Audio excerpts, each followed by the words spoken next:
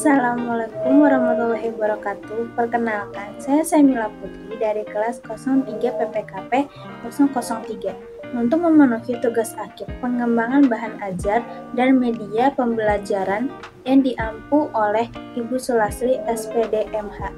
Saya akan menyampaikan materi PPKN SMP kelas 9 semester genap dengan KD 3.3, yaitu memahami ketentuan tentang bentuk dan kedaulatan negara sesuai Undang-Undang Dasar Negara Republik Indonesia tahun 1945. Materi yang akan kita bahas kali ini adalah hakikat teori kedaulatan. Kedaulatan secara etimologi berarti kekuasaan tertinggi dan diambil dari bahasa Arab daulah dengan arti kekuasaan. Sementara itu, dalam bahasa Latin supremus dengan arti tertinggi. Sedangkan di Indonesia yang diambil berdasarkan Kamus Besar Bahasa Indonesia atau KBBI. Kedaulatan berarti kekuasaan tertinggi atas pemerintahan, negara, daerah, dan sebagainya. Maka dari itu, kedaulatan adalah kekuasaan tertinggi yang ada di dalam suatu negara dan dijalankan oleh sistem pemerintahan pada negara tersebut. Seperti yang kita ketahui bahwa kedaulatan itu berkaitan atau memiliki hubungan dengan negara, sehingga hampir semua ahli tata negara membahas tentang teori kedaulatan ini, terutama tentang sumber kekuasaan negara.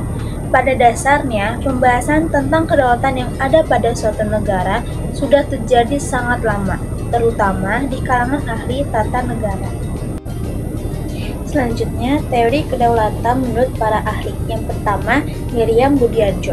Miriam Budiarjo menyatakan bahwa kedaulatan adalah suatu kekuasaan tertinggi dalam suatu negara yang bertujuan untuk membuat undang-undang dan mengatur bagaimana pelaksanaan atau penerapan dari undang-undang yang telah dibuat. Yang kedua, Mokhtar Kusumuatmadja. Mokhtar Kusumuatmadja mengungkapkan bahwa kedaulatan adalah suatu sifat yang pasti yang dimiliki oleh suatu negara, sehingga negara tersebut menjadi berdaulat.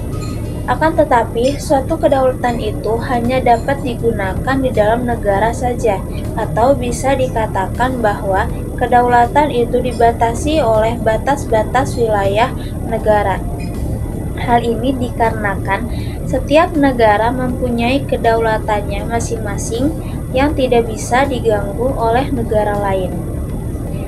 Selanjutnya ada Jean Bodin. Jean Bodin mengatakan bahwa kedaulatan terbagi menjadi dua bagian, yaitu kedaulatan ke dalam dan kedaulatan keluar. Adapun arti kedaulatan ke dalam adalah kedaulatan negara yang dimana negara atau pemerintahan mengatur semua urusan dalam negeri. Oleh karena itu, pada kedaulatan ke dalam ini tidak boleh ada campur tangan orang lain. Sedangkan yang dimaksud dengan kedaulatan keluar adalah kekuasaan tertinggi negara untuk menjalin hubungan dengan wilayah negara lain. Hal ini dilaksanakan demi kepentingannya dan negara juga hadir sebagai subjek hukum internasional. Ya, ada jenis-jenis teori kedaulatan. Yang pertama, teori kedaulatan Tuhan. Yang kedua, teori kedaulatan raja. Yang ketiga, teori kedaulatan rakyat. Yang keempat, teori kedaulatan negara. Dan yang terakhir, teori kedaulatan hukum. Teori kedaulatan Tuhan adalah teori yang menjelaskan bahwa kekuasaan tertinggi di dalam suatu negara berasal dari Tuhan.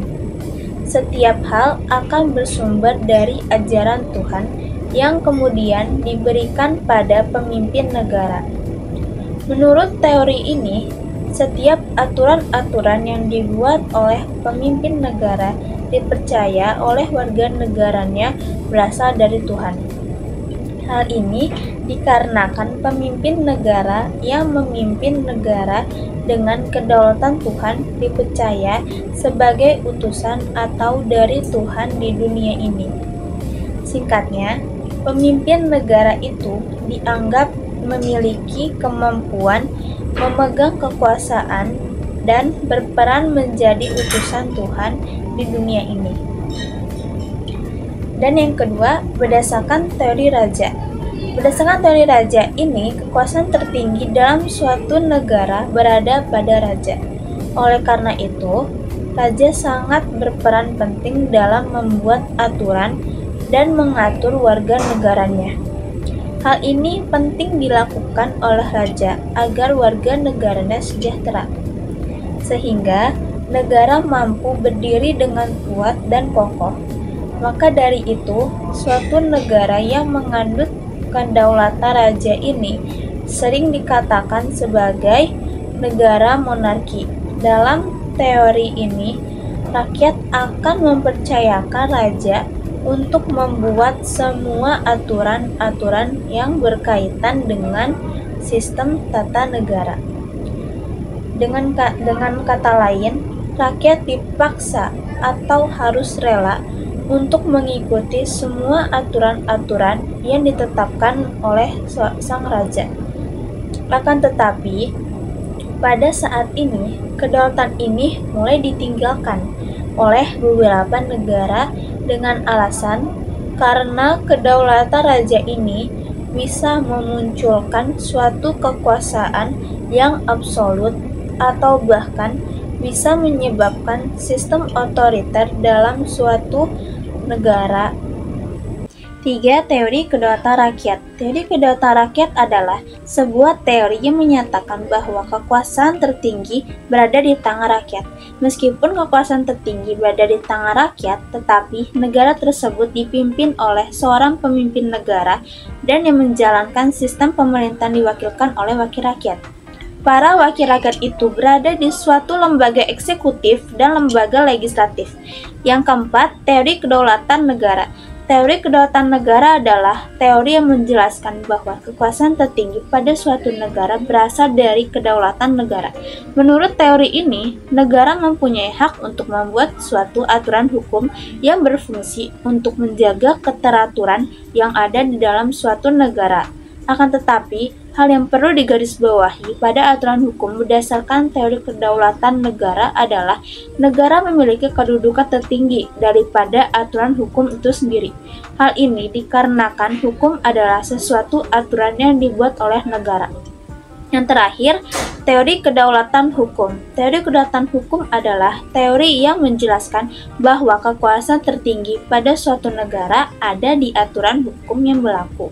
Dengan kata lain, pada negara yang menganut kedaulatan hukum, maka hukum itu sendiri dapat dikatakan sebagai suatu landasan atau acuan dari kekuasaan dalam negara.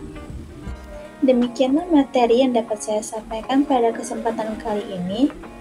Kurang lebihnya mohon maaf. Wassalamualaikum warahmatullahi wabarakatuh.